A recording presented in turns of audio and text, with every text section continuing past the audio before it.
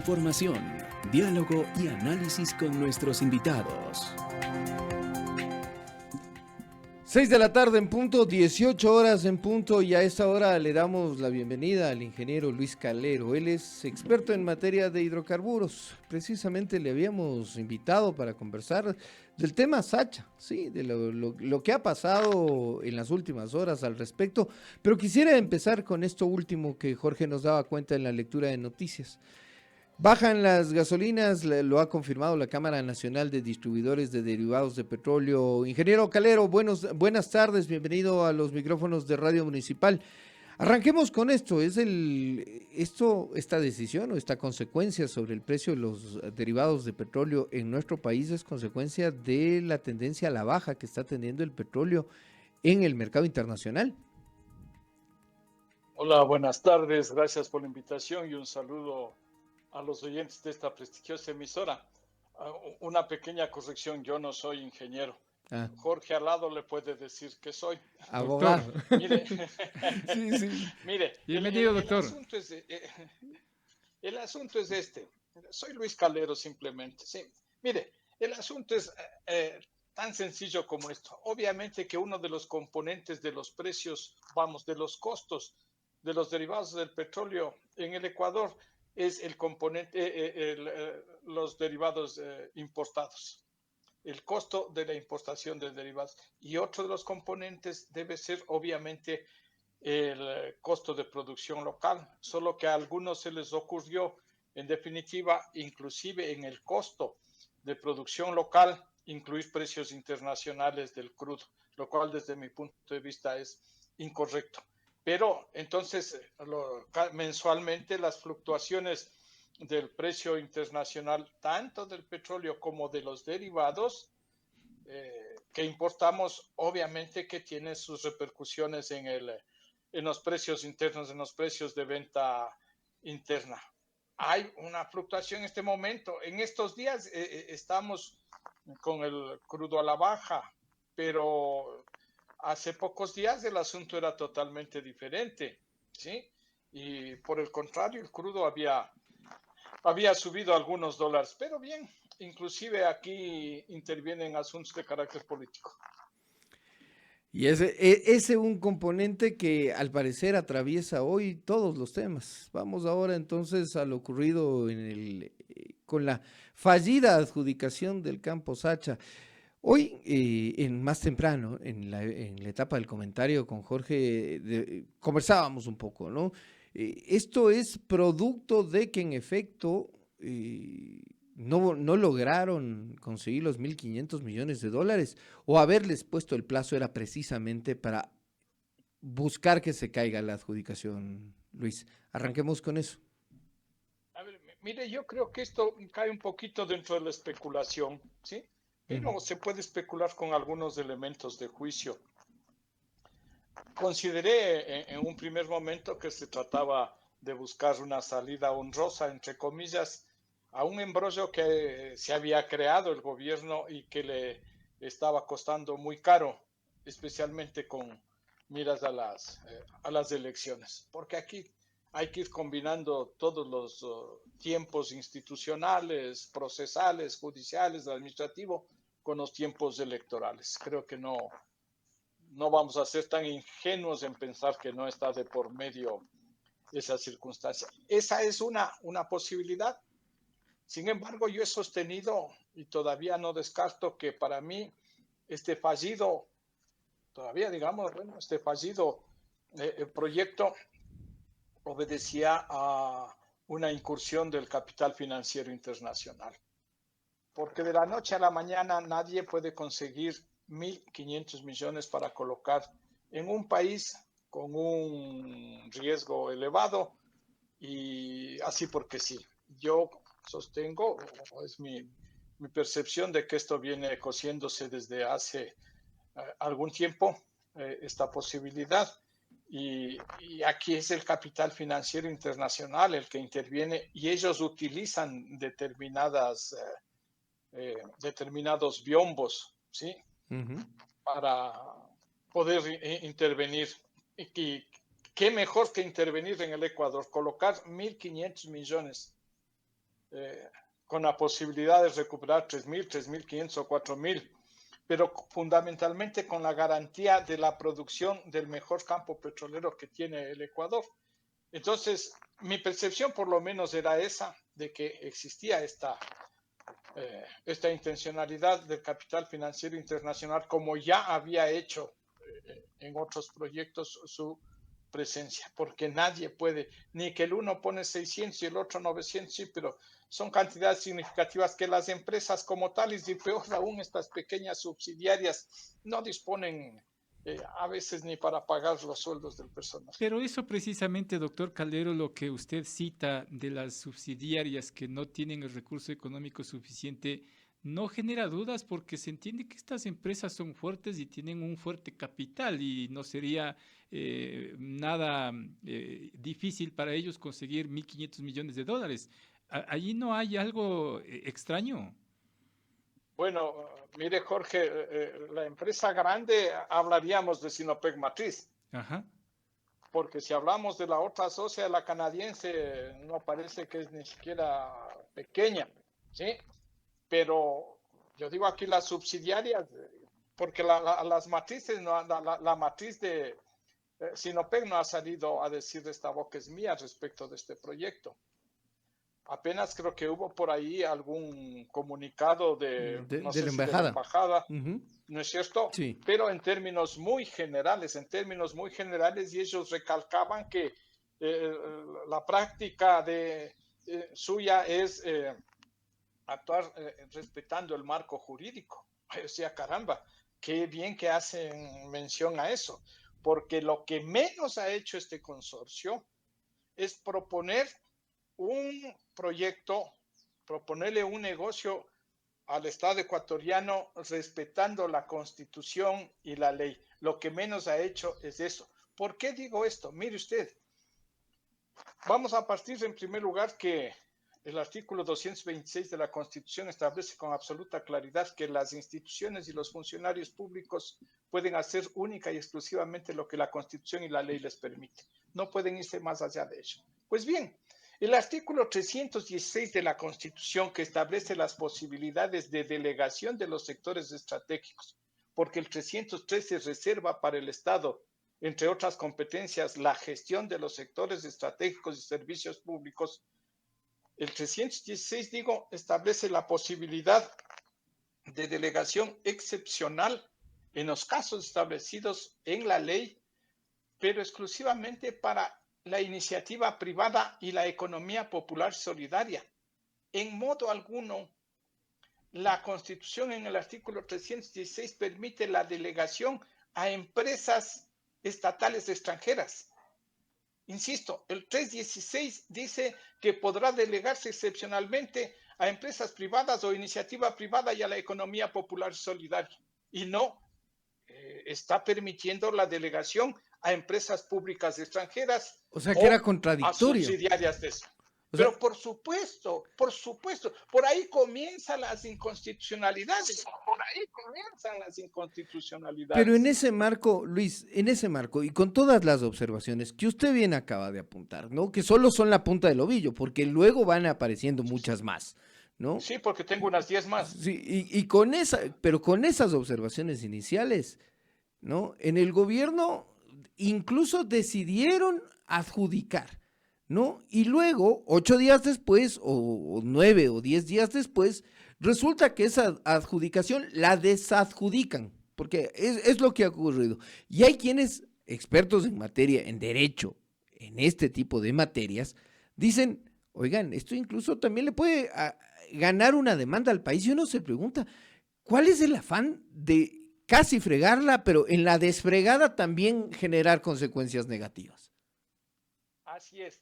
Solamente permítame incluir una observación adicional que es de peso y que tiene relación con la posibilidad de que este consorcio presente demanda de arbitraje o demandas internacionales. Mire, no está vigente el contrato de participación en la legislación ecuatoriana. No está vigente. Simple y llanamente. Mire, el señor Lasso en noviembre del 21 sin la aprobación de la Asamblea Nacional, él publicó la Ley Orgánica para el Desarrollo Económico y la Sostenibilidad Fiscal tras la pandemia COVID-19. En esa ley, él incluyó varias reformas a la Ley de Hidrocarburos. Entre las reformas que incluyó a la Ley de Hidrocarburos estuvo la sustitución de las modalidades del artículo 2 de la Ley de Hidrocarburos que contenía las modalidades contractuales, entre ellas el contrato de participación. También sustituyó el mal denominado artículo 12A de la Ley de Hidrocarburos que desarrollaba el contrato de participación, los elementos, etcétera, etcétera. Y finalmente incluyó el artículo 47 que tiene que ver con la prima de entrada y que es el soporte para los tales 1.500 millones de dólares. Pero bien, ¿qué sucede? Que la Corte Constitucional en octubre de 2022 declaró inconstitucionales esas reformas. De tal manera que el contrato de las modalidades contractuales y entre ellas el contrato de participación quedó out, quedó en cero, no existía. Y viene este consorcio y plantea un contrato, le plantea un negocio al Estado ecuatoriano sustentado en el contrato de participación y con una adjudicación directa, que ya sabemos la Constitución no preveía en el artículo 316, pero le plantea la celebración de un contrato, de una modalidad contractual que ya no estaba vigente en la legislación ecuatoriana porque la Corte Constitucional había declarado inconstitucional. Entonces, y no solo es, pero es solo para ponerle el inicio, porque tampoco es que está prevista, por ejemplo, esta famosa devolución del campo por parte de Petroecuador al ministerio. Eso no está previsto en ninguna ley, ni peor aún en la Constitución. Entonces, bien, la pretensión de este consorcio constituye una pretensión ilegítima, porque ellos bien podrían decir, nos adjudicaron, y tampoco es que hay posibilidad de adjudicación porque no ha habido ninguna licitación, ningún concurso. Lo que tenía que hacer el gobierno es aceptar o no aceptar esta propuesta, que tampoco está previsto estas propuestas no solicitadas en materia de hidrocarburos. Es decir, es un cúmulo de irregularidades. Pero bien, hacen su propuesta, y yo digo, está bien que en la legislación, con esta malhadada adjudicación, entre comillas, se ha generado una expectativa para ellos. Y ellos, sustentados en esa expectativa, pueden reclamar daños y perjuicios. Pero yo digo, se trata de una expectativa ilegítima por los temas que he señalado de irrespeto a la Constitución y a la ley. Doctor Calero, pero ¿cómo se puede llegar a un reclamo de daños y perjuicios si finalmente no se firmó un contrato? Es que es la expectativa, porque pensaban ganar miles de millones de dólares, y ellos van a decir inclusive que han incurrido en varios gastos de estudios, de esto, otro, pero es la expectativa de ganar X monto de dinero. Y vamos, que los tribunales internacionales son especialistas en defender los intereses privados, porque para eso están creados, ¿no es cierto? Los arbitrajes internacionales tienen como propósito eso, y ahí corremos algunos riesgos. La pregunta aquí es, ¿qué hacer? Entonces yo digo, mire, aquí la otra arbitrariedad dentro de todo esto es la intervención del presidente de la República, porque asumamos que estaba correctamente encauzado el proceso, que no lo estaba, pero había un organismo encargado de eso, el ministerio, le incluyeron al comité de licitaciones, pese a que no había ninguna licitación, y ellos adjudicaron, entre comillas, que no había nada que adjudicar, pero adjudicaron y establecieron un plazo de 30 días. Pero al margen de ellos, extra ministerio, extra comité de licitaciones, aparece una decisión presidencial, un anuncio, una carta, que jurídicamente no tendría ningún valor dentro de ese proceso. Y donde dice, les doy plazo hasta el 11 de marzo para que entreguen el dinero, los 1.500 millones. Entonces, simple y llanamente, esa es otra arbitrariedad que yo digo que se suma a las anteriores. Lo que procede, desde mi punto de vista, es que se declare la nulidad de todo lo actuado. Desde la fecha de recepción de la solicitud de este consorcio, porque era una solicitud del consorcio al ministerio, desde la fecha de recepción de la solicitud, desde el día siguiente, que se declare la nulidad de todo lo actuado por estar en contra de la ley y en contra de la Constitución y estar atentando a los intereses nacionales. Y eso también es fácilmente demostrable. Y eso podría tener consecuencias, por ejemplo, en una acción de fiscalización a quienes integran la cúpula de energía del país, desde la ministra, el viceministro Ferreira, la gerencia de Petroecuador, que incluso la persona que venía al frente fue desafectada en la mitad del proceso. ¿Puede tener consecuencias sobre eso en un caso de una fiscalización que se ha anunciado en la Asamblea, Luis? Dependerá de la correlación de fuerzas políticas. O sea, de los votos, de la fuerza de votos. Sí. Sí, depende de la correlación de fuerzas políticas por estos asuntos, pero de todas maneras, mire, yo creo que debieron activarse o deben activarse las distintas instancias de control. Institucionalmente debería actuarse, la Contraloría debería estar, pero al margen de eso, al margen de eso que debería ser lo normal y corriente, no es nada, no debería ser nada extraordinario. Pero, ¿qué es lo que debe hacerse? Y para mí debería comenzarse por declararse la nulidad de lo actuado, procesar correctamente esta solicitud. Y la manera de procesar correctamente la solicitud es rechazarla de inmediato, indicando que la solicitud del consorcio está al margen de lo que dispone la Constitución y la ley en la República del Ecuador, y que de aceptarse esa propuesta se estaría atentando a los intereses nacionales. Doctor, tras lo que se conoce en esta jornada, el Ministerio de Energía hace un nuevo anuncio y dice que ahora sí le van a poner plata a Sacha, ¿no? Que ahora sí van a hacer las inversiones como si estuvieran en el proceso de transición. Literalmente dice como si se hubiera continuado con la adjudicación. Entonces uno se pregunta, ¿era cuestión de nomás golpearle, afectarle a Sacha para hacerle vendible? Mire, habíamos señalado de igual manera que el argumento para esta fallida entrega del campo de Sacha a unas empresas extranjeras no tenía sustento, porque la carencia de recursos económicos para efectuar inversiones y reinversiones no es correcta, no es cierta. Y no es cierta en la medida en que Sacha produjo el año pasado, 2024, más de 1.500 millones de ganancias para el Estado ecuatoriano.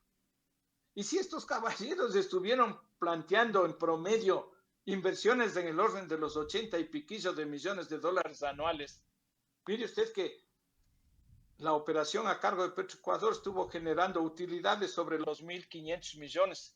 Y la Constitución de igual manera ordena que los ingresos de las empresas públicas deben servir para que éstas operen, para que éstas inviertan y reinviertan, y solo los excedentes vayan al presupuesto del Estado.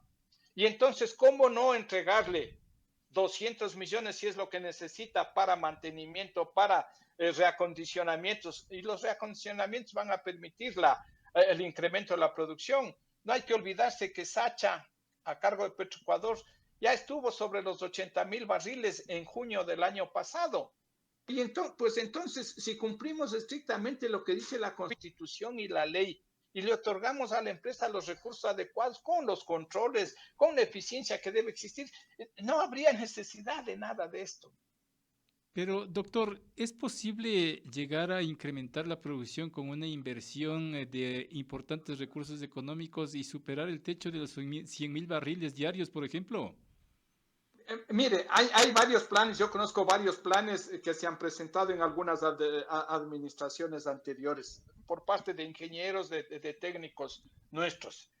Primero hay que establecer en el marco de una política correcta, de una política hidrocarburífera correcta, porque una es la lógica de las empresas privadas, ¿no es cierto?, que tratan de incrementar producción a toda costa y obtener la mayor rentabilidad posible en sus inversiones, recuperar lo más rápido y lo más alto posible. Pero esa no es la lógica de una empresa pública. Peor aún en tratándose de un recurso estratégico como es el petróleo. Y digo, es estratégico, lo he señalado varias veces, porque las estadísticas publicadas por los propios entes oficiales señalan que la energía que produce el Ecuador proviene en más del 80% de los hidrocarburos, sea de los de producción local como de los importados. Más del 80% de la energía, que no me refiero a la energía eléctrica, cuidado, de la energía en su conjunto, de todas sus formas, provienen de los hidrocarburos. Entonces resulta que es un recurso que debemos irlo cuidando. Su producción y su consumo debe irse dosificando y debe responder a esquemas técnicos, ¿no es cierto?, vinculados con la economía en su conjunto y no solamente con las urgencias de la caja fiscal. No es cuestión de sobreexplotar campos petroleros e inclusive hacer fracasar la explotación de un campo por este afán desmedido de incremento sin sentido de la producción. Con eso último nos quedamos, ¿no? O sea, no es que hay que subir la producción porque hay que subir, hay que ir tomando en cuenta que es un recurso que además depende, cuyo precio y su valor va a depender de las condiciones de mercados internacionales. Así, uno de los puntos. Mire, Daniel, una cosita chiquita. Y tenemos que partir de cuántas reservas para cuántos años nos van quedando este momento, ¿no es cierto? Para no alocarnos con esto de producir 1 millón de barriles. No. Hay que actuar con seriedad, con responsabilidad y con visión estratégica. Gracias al doctor Luis Calero, 18 horas con 22 minutos. Siempre gustosos de escucharle con sus aportes, doctor. Un gusto, como siempre, a las órdenes. 18 con 22. Jorge, me quedo